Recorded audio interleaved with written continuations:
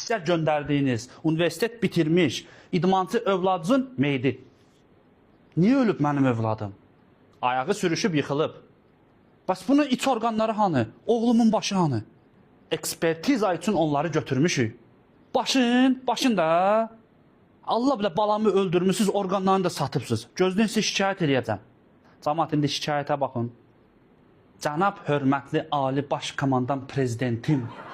Bunu orqanları satılmış övladın valideyni deyir. Mənim oğlumu görürsünüz, nə halda öldürüblər. Deyirlər ki, yıxılıb. Bilirəm, siz özünüz çox yaxşı adamsınız. Ətrafınız pisdir. Sizdən xahiş edirəm. Əgər boş vaxtınız olsa, mənim bu öldürülmüş balamla da maraqlanın.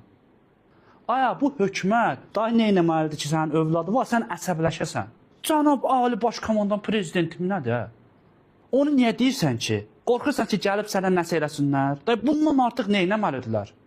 Uşağın bir dənə orqanı qalmayıb. Bütün orqanlarını çıxardıblar, öldürüblər, sonra deyirlər ki, ayağı sürüşüb, yıxılıb ölüb. Bax, ölkədəki vəziyyət budur. Elə buna görə biz bugün deyil.